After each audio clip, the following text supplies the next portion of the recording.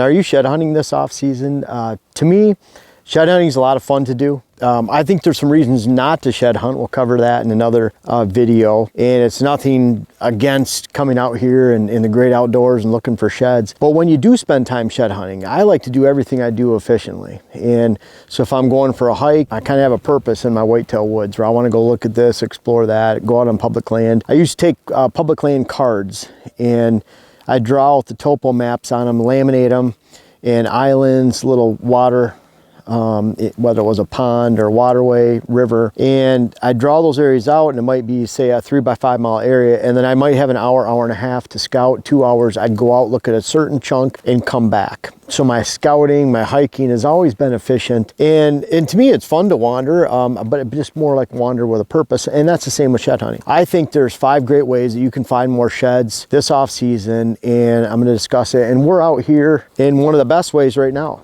You can see the deer are hammering this. This is the end of January, and the deer are hammering this brassica planting. Now on the other side of the field, they were hitting oats, peas, beans, late planted beans, top dressed with rye. They were hitting that really hard in September, October, November, but then eventually they switch over to these brassicas, and that's why I like that combination food source on every food plot I plant, the same combination, because I want deer to start hitting it early and then hitting it late.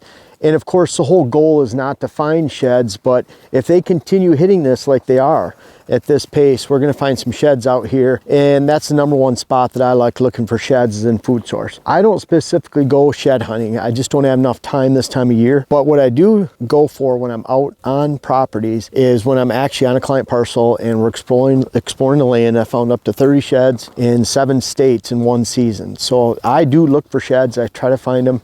And where we find the most sheds on a client properties is in a food source like this, where it's being hammered. You can just see, I mean, there's tracks and trails everywhere. Every time we get a little bit of snow, they still come back out, and you can see them digging. We have some scooped out, hollowed out purple top turnips, radishes, and we've had some nice bucks coming out here too. We have a cell cam right over here, and then we have a HD video cam here and one down in the end. So it's showing us some of the bigger bucks in the area, and that's kind of cool that they're hitting food source. But this is a lot of times where they're going to leave their sheds. So #1, a food source. #2, their bedding areas, where you're finding concentrations of beds. Dylan and I were back in the brush right here. We're going to start dropping timber in here and creating more opportunity for bedding. We probably found 30 to 40 beds in there, probably at least 40.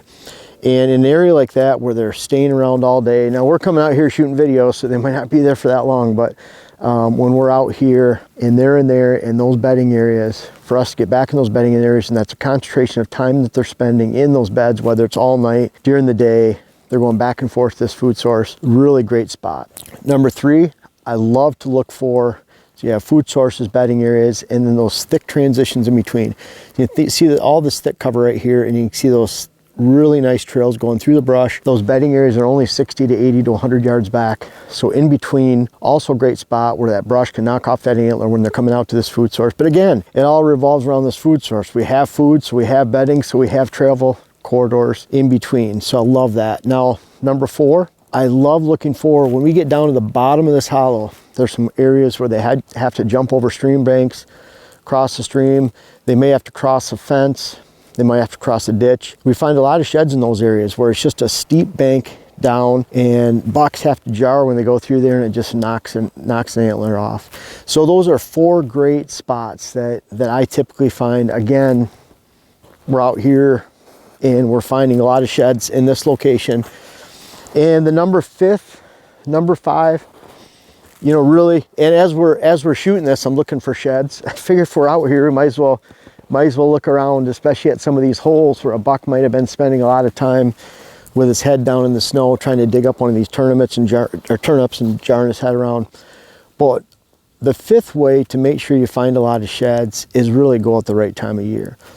Around here, we're still getting pictures with most bucks with antlers on, you know, both sets of antlers on. And so, you know, not really a timing to go out and look for sheds. And if we go out here too early, like we are out today, just even filming, we have a great chance of pushing bucks off to another property, and they're going to lose their antlers over in that location.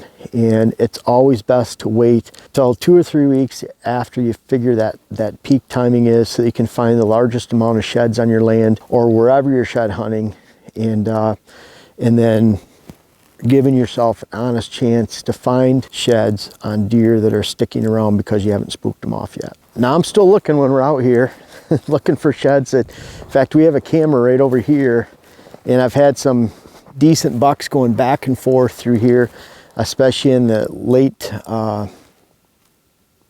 afternoon, right before dark, and then after dark, and then we've been getting some during light coming through here too, right in first light in the morning. So pretty cool spot. So I'm going to keep looking as I'm walking around. You can see if again, you know, going back to food source being a great spot, I mean, they're just feeding like crazy right here, and you can imagine the antler falling off pretty easy.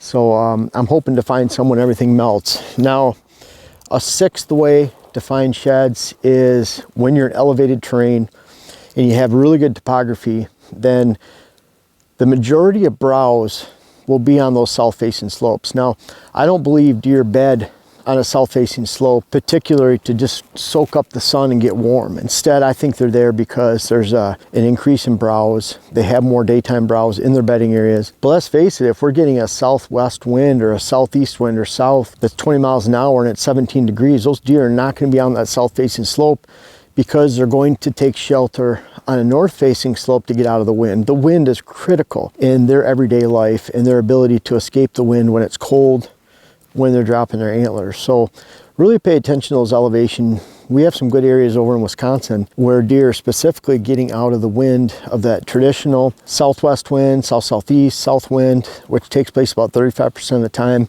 during that cold weather, and then they're in those north-facing slopes, high stem count areas, maybe a field line, brush line, where you can get out of the woods a little bit and get more of a brush, briar, goldenrod, whatever it is, but we find them there. So if they're browsing, if they have good south-facing slopes or they find a lot of browse, there's a high stem count, then you may find that, especially if that's located next to food sources like this, you'll have a great combination to find sheds. But then at the same time, look for areas where they can get out of the wind. And, you know, number one sign, I think one of the things that you could really pay attention to, more of a seventh tip here, besides elevation, food sources, crossings, and it sounds like you could find deer everywhere in the woods, but let's face it, there's a lot of areas during the winter where deer are not. They get concentrated. So a lot of your shed hunting mission first can start by just driving the countryside, looking for concentrations of deer and spending the most amount of time where there's actually deer. Now, we have areas on this farm where there's not a lot of deer. I wouldn't expect a lot of sheds, and I'm not going to spend my time, again, going back to when I'm out here, I want to be efficient. I'm going to spend my time where I feel there's a lot of deer, a lot of sign, and unless we're spooking off a lot today right now, we should have a really good opportunity of finding sheds out here. And you can even see back in the brush right here, it gets pretty thick. So you can see deer trails crisscrossing back in the brush. I know we have a lot of beds down there, and I bet you if we popped over that side, we'd see a deer running down the bottom and out the other side. But these brushy corridors are great too. So I may not actively go shed hunting on my land this year, but you can bet on client lands across the country, I'll be looking for sheds. In the first week of February, I'll be on Michigan parcels. And believe it or not, Michigan, we do have sheds. I find sheds there. Not as plentiful as some of the lands I've been. Kansas, Wyoming, Colorado, Missouri, Iowa, Kentucky, some of those hot spots of deer activity, even Ohio, where we find just big concentrations of bucks in winter yarding areas. Pretty cool to go in there and find just several sheds in one spot. But I'm hoping to find some sheds in Michigan. I'll let you know if I do. I like filming those with my phone, even pick up. And I might not participate in shed hunting that much, actively just going out and shed hunting, but it's always something special to see a shed, no matter what size antler it is. See it, go pick it up, check it out, and just imagine what that buck will be next year, what he has been. You can imagine I'd love to find venti sheds, that 21 point that we have hanging around here that made it through the season. So have fun in your off-season shed hunting activities. I hope some of these tips help you out. To me, it's all about being efficient, finding the deer, finding the food sources, and go from there. And those first two steps will lead you on the right path to finding the most sheds that you can this off-season. Now, as we transition into habitat season, I hope you've had a chance to check out my web class, How to Design Your Whitetail Parcel. It's on my website, whitetailhabitatsolutions.com. I have a link in the description, and I hope you can find it, check it out, and enjoy it this year.